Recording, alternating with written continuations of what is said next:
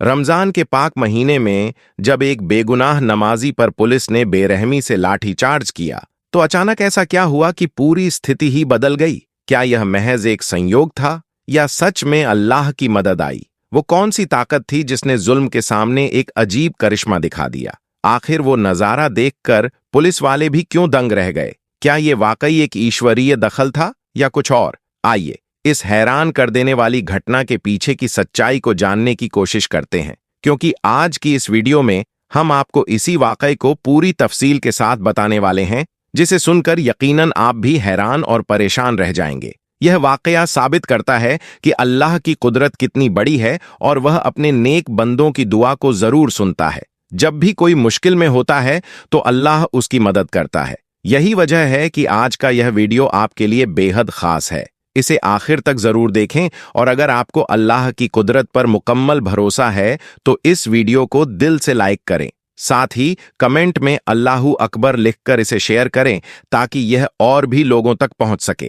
दोस्तों, आज जो वाकया हम आपको बताने वाले हैं वह पंजाब का बताया जाता है। पाकिस्तान के पंजाब में एक छोटा सा गांव है सरगोधा, जहां एक मुसलमान लड़का रहता था जिसकी उम्र तकरीबन 30 साल के करीब थी। यह लड़का बेहद नेक और परहेजगार था। वह पांचों वक्त की नमाज अदा करता और कोशिश करता कि हर नमाज मस्जिद में जमात के साथ ही पढ़े। यही वजह थी कि उसका ज्यादातर वक्त मस्जिद में ही गुजरता था। इतना ही नहीं, जब वह लड़का नमाज से फारिग हो जाता तो कुछ देर मस्जिद के एक कोने में बैठकर कुरान पाक की तिलावत भी करता। यह उसका रोज का अमल था। हर नमाज के बाद वह थोड़ी देर कुरान जरूर पढ़ता था। उसकी इस आदत से मस्जिद के सभी नमाजी अच्छी तरह वाकिफ थे। इस नौजवान का इस्लाम से इतना गहरा लगाव देखकर गांव के लोग न सिर्फ उस पर नाज करते बल्कि उसकी बहुत ज्यादा इज्जत भी किया करते थे।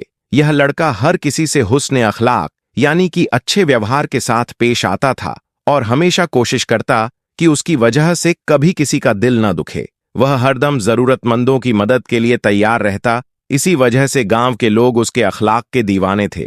लेकिन दूसरी तरफ इस नौजवान का एक छोटा भाई था जो बहुत अय्याश किस्म का था। वह हर वक्त दुनिया के लालच में रहता और पैसों के पीछे भागता। फिर कुछ दिन गुजरे और एक दिन अचानक इनके वालिद का इंतकाल हो गया। इस सदमे से बड़ा भाई अंदर ही अंदर टूट गया और इसी वजह से उसने अपना ज्यादातर वक्त मस्जिद में गुजारना शुरू कर दिया।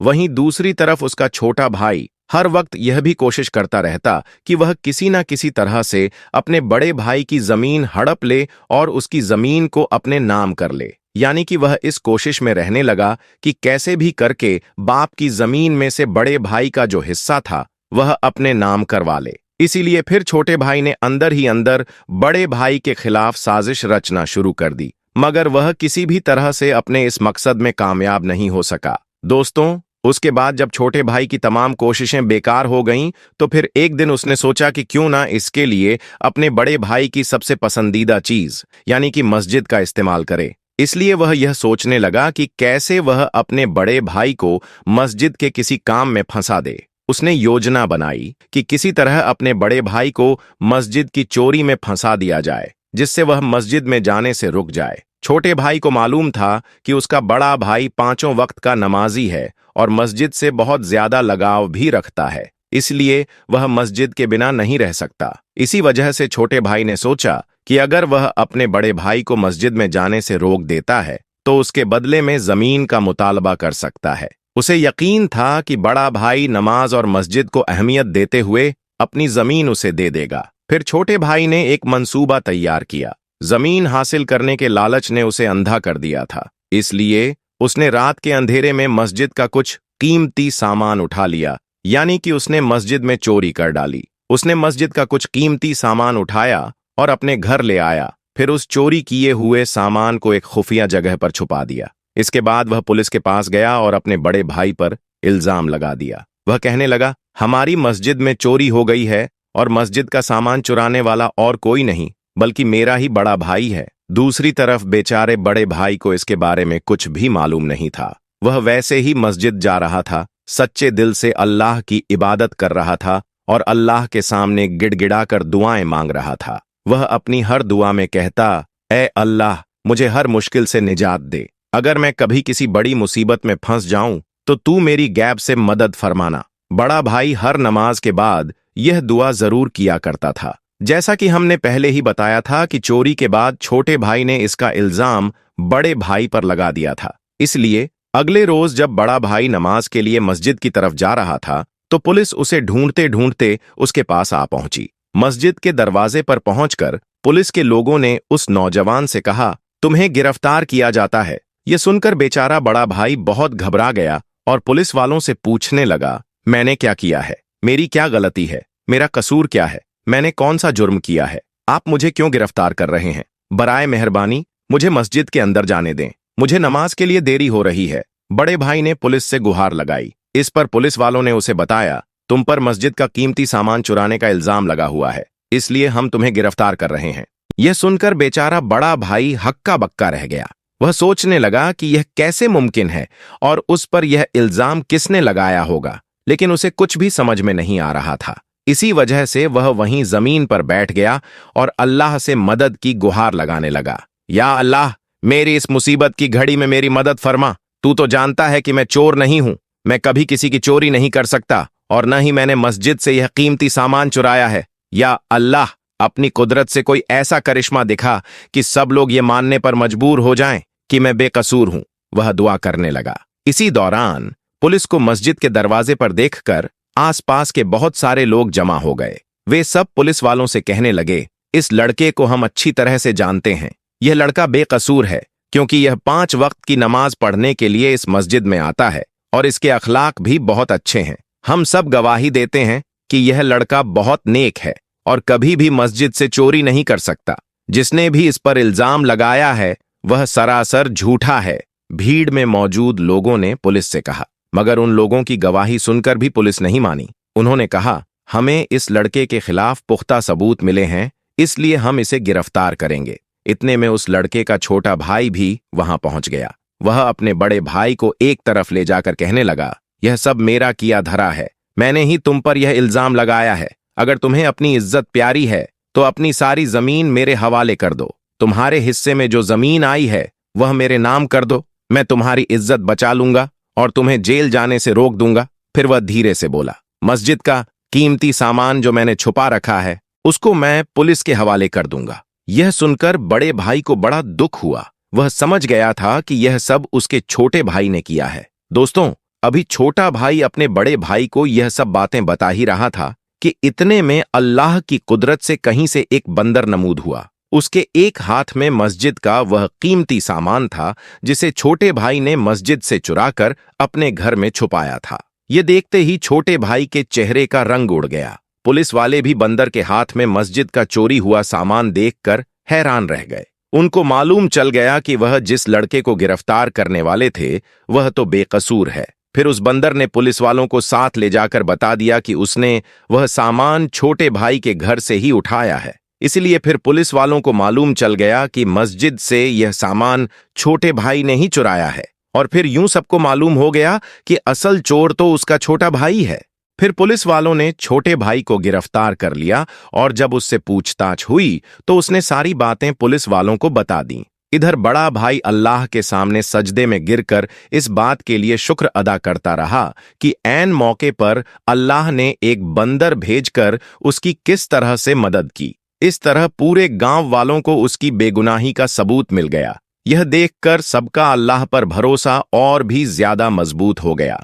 दोस्तों, आपको आज का यह वाकया कैसा लगा? आप कमेंट बॉक्स के जरिए इसके बारे में हमें जरूर बताएं। दोस्तों, इसी तरह का एक और वाकया जमील नाम के एक शख्स के साथ पेश आया। जमील का एक मेडिकल स्टोर था। उसने अपनी जिंदगी का एक ऐसा वाकया सुनाया जिसे सुनकर आप भी हैरान रह जाएंगे। जमील बचपन से ही नेक और दीनदार था। वह पंचगाना नमाज के अलावा तहज्जुद पढ़ने का भी आदी था और ज्यादातर वक्त तिलावत कुरान में बिताया करता था। बाज मर्तबा सारी सारी रात नवाफिल अदा करता, रोजे, नमाज और जकात का पाबंद था। उम्र गुजरती गई और जमील ने शादी नहीं की। घर वाले उस पर शादी का दबाव बनाने लगे। इस सूरत हाल और घर वालों के दबाव में आकर बिलाखिर जमील को शादी का फैसला करना पड़ा और उसने शादी कर ली। शादी के बाद जमील की जिंदगी एकदम बदल गई। अब रातों की इबादत आहिस्ता आहिस्ता कम होती गई और फिर खासकर जैसे रमजान में ही ऐसा होता था जब वह नमाज पढ़ता। तहज्जुद भी छूट गई और नमाज में भी कमी आने लगी। एक ऐसा वक्त आ गया कि पांचों वक्त की नमाज में गफलत होने लगी और फिर जमील अचानक मुश्किलात में गिर गया। मेडिकल स्टोर की आमदनी कम हो गई और कर्जे पर कर्जा चढ़ने लगा। जमील की जिंदगी, जो पहले खुशहाल थी, बुरी तरह मुतासिर हो गई। हर वक्त टेंशन में रहने लगा। एक दिन एक शख्स मेडिकल स्टोर पर दवाई लेने आता है। जमील उस वक्त इस कदर परेशानी में था कि उसने गलती से गलत दवाई दे दी, जिसकी वजह से वह शख्स मरते मरते बचा। इस घटना के बाद उस शख्स ने जमील पर केस कर दिया, जिससे उसकी दुकान सील हो गई और उसका पूरा कारोबार बंद हो गया। इसी दौरान जमील के वालिद की तबीयत भी खराब हो गई और जमील ने अब तक जो कुछ भी कमाया था वह सब अपने वालिद के इलाज पर खर्च कर दिया। इस हालात को देखकर उसकी बीवी भी उसे छोड़कर चली गई। अब जमील के पास कुछ भी नहीं बचा था और वह पूरी तरह से जिंदगी से मायूस हो गया। एक दिन जमील सहन में अपनी मां की गोद में सिर रखकर रो रहा था और सोच रहा था कि आखिर उसके साथ ऐसा क्यों हो रहा है। तभी अचानक उसकी नजर अलमारी पर पड़ी, जहां कुरान पाक रखा हुआ था। उसे फौरन झटका लगा और समझ में आ गया कि उससे क्या भूल हुई है। वह फौरन उठा, वजू किया, नमाज अदा की और सजदे में गिरकर माफी मांगने लगा। वह रोता रहा और कहता रहा, या अल्लाह, मुझसे बहुत बड़ी गलती हो गई। मैंने सारी उम्र तेरी मोहब्बत में और तेरी इबादत में गुजारी, लेकिन दुनियादारी में ऐसा खो गया कि तुझे ही भूल गया। इसके बाद उसने दोबारा पांचों वक्त की नमाज पढ़नी शुरू कर दी। तहज्जुद और तिलावत कुरान भी करने लगा और हर रात अपनी गलती पर अल्लाह से माफी मांगने लगा। प्यारे दोस्तों, अभी सिर्फ 9 दिन ही गुजरे थे कि अचानक उसके घर वही शख्स आया जिसे जमील ने गलत दवाई दी थी। वह शख्स कहने लगा, तुम्हारी दी हुई दवाई से मेरी तबीयत जरूर बिगड़ी थी, लेकिन मेरी जो बीमारी थी वह करिश्मे की तरह उसी दवाई से दूर हो गई और अब मैं तुम पर किया हुआ केस वापस ले रहा हूं। इसके बाद जमील को उसकी दुकान वापस मिल गई, यानी उसने अपना मेडिकल स्टोर दोबारा हासिल कर लिया और आमदनी भी पहले से ज्यादा बढ़ने लगी। उसने अपने वालिद का इलाज भी करवाया और उसकी बीवी भी वापस आ गई। प्यारे दोस्तों, जो कुछ भी होता है वह अल्लाह की मर्जी से होता है। अगर कुछ अच्छा हो रहा है तो वह भी अल्लाह की मर्जी से हो रहा है, और अगर कुछ बुरा हो रहा है तो वह हमारे गुनाहों की वजह से हो रहा है। इसलिए हर इंसान को चाहिए कि वह हर वक्त अपने गुनाहों की माफी मांगता रहे, हर वक्त इस्तगफार करता रहे और नमाज की पाबंदी करता रहे।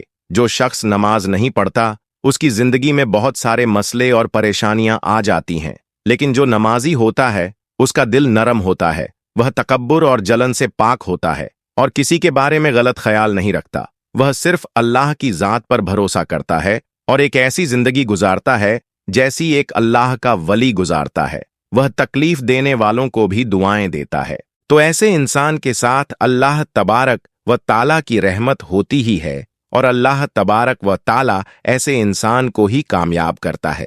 तो याद रखें, हम हमेशा अच्छा सोचें, अपने बारे में अच्छा सोचें और दूसरों के बारे में भी अच्छा सोचें। जो अपने लिए पसंद करो वही दूसरों के लिए भी पसंद करो, और जो जैसा गुमान करता है अल्लाह ताला उसे वही अता फरमाता है। इसलिए अपना गुमान अच्छा रखो और अपने गुनाहों से माफी मांगते रहो। अल्लाह ताला बड़ा रहीम और करीम है, वह हमारे गुनाहों को माफ करेगा। जब किसी इंसान के गुनाह माफ होने लगते हैं तो उसकी जिंदगी में खुशियां आने लगती हैं, उसकी जिंदगी में सुकून आने लगता है। भले ही उसके पास पहले से ज्यादा नेमतें न हो, भले ही उसकी दौलत ज्यादा न हो, लेकिन उसकी जो भी कमाई होती है, चाहे थोड़ी ही क्यों ना हो, उसमें बरकत होती है, उसमें सुकून होता है। वरना ऐसे तो हराम पैसे कई लोग कमाते हैं, करोड़ों कमाते हैं, लेकिन उसमें बरकत नहीं होती, उसमें सुकून नहीं होता। ऐसे लोगों को उन पैसों का कोई सुकून नहीं मिलता। उनका पैसा जैसे आता है वैसे ही खत्म हो जाता है। तो अगर आप दुनिया और आखिरत में कामयाब होना चाहते हैं तो 5 वक्त की नमाज के साथ साथ आपको कुरान शरीफ की भी तिलावत करनी चाहिए। अगर कुरान करीम पढ़ना नहीं आता तो आप सीखिए, अगर वह भी नहीं आता तो कम से कम उसका तर्जुमा ही सही से पढ़ लीजिए। आपको जिस भाषा में चाहिए उस भाषा में कुरान करीम मिल जाएगा। आप कम से कम उसका तर्जुमा तो पढ़िए, देखिए तो सही अल्लाह तबारक व ताला हमसे क्या कहना चाहता है। दोस्तों, आज की इस वीडियो में हम आपको कुरान मजीद के करिश्मे का एक ऐसा सच्चा वाकया बताने वाले हैं जिसे सुनकर आपका दिल खुश हो जाएगा और आप कमेंट बॉक्स में सुभान अल्लाह लिखने पर मजबूर हो जाएंगे। अगर आप भी मानते हैं कि कुरान मजीद में दुनिया के तमाम मसलों का हल मौजूद है तो इस वीडियो को दिल से एक लाइक जरूर कीजिएगा। लेकिन दोस्तों, वीडियो शुरू करने से पहले आप लोगों से एक छोटी सी गुजारिश है। अगर आप हमारी वीडियो पहली बार देख रहे हैं और आपने हमारे इस चैनल को अब तक सब्सक्राइब नहीं किया है, तो जल्दी से सब्सक्राइब कर लीजिए ताकि आपको ऐसी और भी ईमान अफरोज वीडियो मिलती रहे। अल्लाह ताला ने जब कुरान मजीद को जमीन पर नाजिल किया तो इस कायनात के तमाम मसलों को सुलझाने का तरीका भी कुरान पाक में अता फरमा दिया। जो कुरान पाक का सही इल्म रखता है वह हर मुश्किल से मुश्किल मसले का हल कुरान पाक से निकाल सकता है। दोस्तों, अमेरिका के शिकागो शहर के एक हॉस्पिटल में एक अजीब सा मामला उलझ गया। देखिए कि किस तरह से इस मुश्किल मसले को कुरान पाक की एक आयत ने चुटकी में सुलझा दिया। इसे देखकर डॉक्टर ही नहीं बल्कि वहां खड़े तमाम लोगों ने वहीं खड़े खड़े इस्लाम कबूल कर लिया और तमाम लोग मुसलमान हो गए। दरअसल हुआ यह कि अमेरिका के शिकागो में 2 डिलीवरी के केस एक साथ आ गए। इनमें से एक औरत को लड़का पैदा हुआ और दूसरी औरत को लड़की। इस हॉस्पिटल का यह निजाम था, यानी सिस्टम था, कि बच्चों की पैदाइश के बाद उनकी कलाई पर उनकी मां के नाम का एक स्टिकर लगा दिया जाता था। लेकिन दोस्तों, उस दिन हुआ यह कि कुछ नर्सें वहां काम कर रही थीं।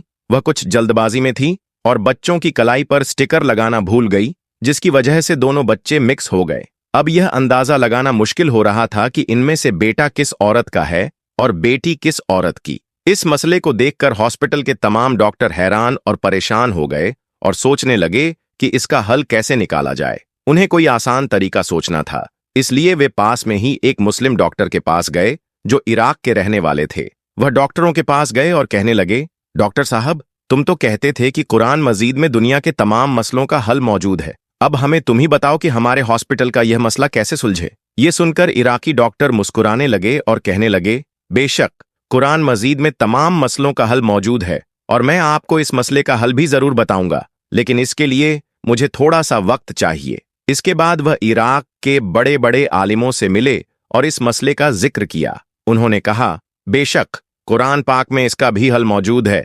फिर उन्होंने कुरान पाक की सूरह यूनुस की एक आयत का जिक्र किया और कहा कि इस पर गौर करने से हमें इस मसले का हल मिल जाता है। उस आयत का तर्जुमा है, एक मर्द की हिस्सेदारी 2 औरतों के बराबर होती है, यानी कि लड़के की मां का दूध लड़की की मां के दूध से 2 गुना होता है। इसके साथ ही उन आलिमों ने हजरत अली रजियल्लाहु अन्हु के द्वार का एक वाकया भी बयान किया जो इस मसले को हल करने में मददगार साबित हुआ। उन आलिम ने बताया कि एक मर्तबा हजरत अली शेर ए खुदा रजियल्लाहु ताला अन्हु के जमाने में 2 औरतों ने एक साथ बच्चे को जन्म दिया। रात काफी अंधेरी थी, जिसमें से एक औरत को लड़का पैदा हुआ और दूसरी को लड़की। अंधेरा होने की वजह से उन्हें यह मालूम नहीं चल सका कि कौन सा बच्चा किस औरत का है, जिस वजह से उन दोनों में झगड़ा हो गया। दोनों औरतें कहने लगीं कि लड़का उनका है और यह मसला बहुत ज्यादा उलझ गया।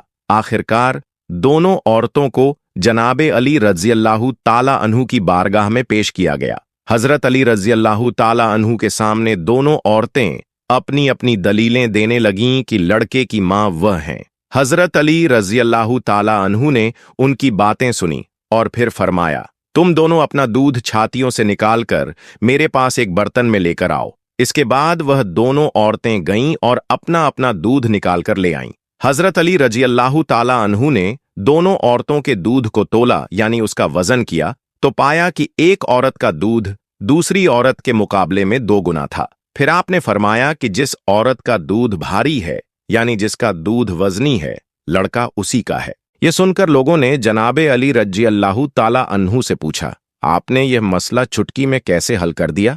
आपने फरमाया, कुरान पाक में इरशाद है कि खुदा ने मर्द को हर चीज में फजीलत दी है, यहां तक कि खाने में भी एक मर्द की हैसियत एक औरत की बनिस्बत 2 गुनी होती है।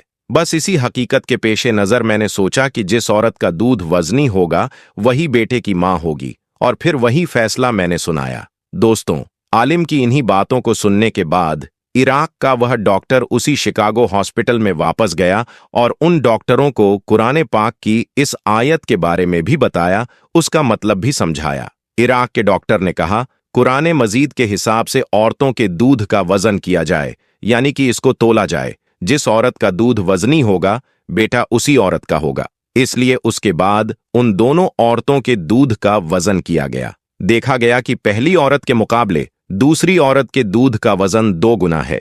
इसमें विटामिन्स और ग्लूकोज की मात्रा भी पहली औरत की तुलना में 2 गुनी पाई गई। तो दोस्तों, अब यह साबित हो चुका था कि लड़के की मां कौन है और लड़की की मां कौन सी औरत है, यानी अब बेटा और उसकी मां का फैसला हो चुका था। इराक के इस डॉक्टर ने अमेरिकन डॉक्टरों को बताया कि कुरान पाक कहता है कि एक मर्द की हिस्सेदारी 2 औरतों के बराबर होती है, और यहां तक कि गिजा पोषण भी।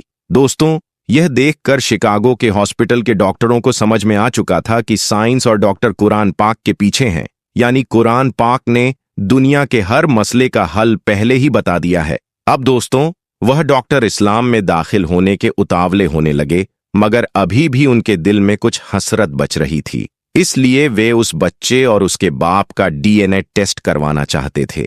दोस्तों, उसके बाद उन डॉक्टरों ने उस लड़के और उसके बाप का सैंपल लेकर दोनों का डीएनए टेस्ट किया। जब उसकी रिपोर्ट आई तो उसे देखकर उन डॉक्टरों के होश उड़ गए, क्योंकि बाप और बेटे का डीएनए सेम था, और जैसा कि कुरान पाक में इरशाद फरमाया गया वैसा ही हुआ। दोस्तों, उम्मीद करते हैं कि आपको आज की हमारी यह कहानी जरूर पसंद आई होगी। अगर आपको यह वीडियो पसंद आई हो तो इसे दिल से लाइक करें और ज्यादा से ज्यादा लोगों तक शेयर करें, क्योंकि हदीस पाक में वाजह तौर पर यह बताया गया है कि दीन इस्लाम की बातों को दूसरों तक पहुंचाना सदका ए जारिया है। प्यारे दोस्तों, यकीनन यह सब कमोज वाकया सुनकर आपके भी रोंगटे खड़े हो गए होंगे और आपने भी बेइख्तियार अल्लाह से अपने गुनाहों की माफी मांगी होगी। इस वाकये से हमें यह अहम सीख मिलती है कि कुरान पाक में हर मसले का हल मौजूद है, चाहे वह कितना भी मुश्किल या पेचीदा क्यों ना हो। जब इंसान अल्लाह की रहमत पर भरोसा रखता है और सच्चे दिल से तौबा करता है तो अल्लाह ताला उसकी मुश्किलें आसान कर देता है। ये वाकया हमें यह भी बताता है कि इल्म और हिकमत दोनों ही इस्लाम का हिस्सा है, और जो लोग कुरान पाक को समझकर पढ़ते हैं उन्हें हर मुश्किल का हल मिल जाता है।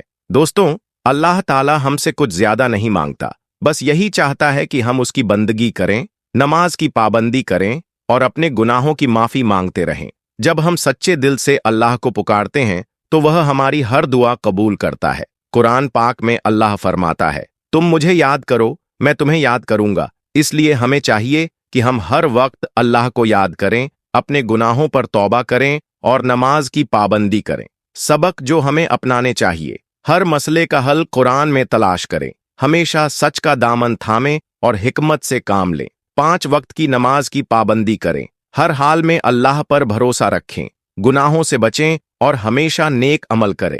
दूसरों को भी नेक रास्ते की तरफ बुलाएं। अगर यह वाकया आपके दिल को छू गया हो और आपने इससे कोई सबक लिया हो तो इसे ज्यादा से ज्यादा लोगों तक पहुंचाएं, ताकि और लोग भी इससे सीख हासिल कर सकें।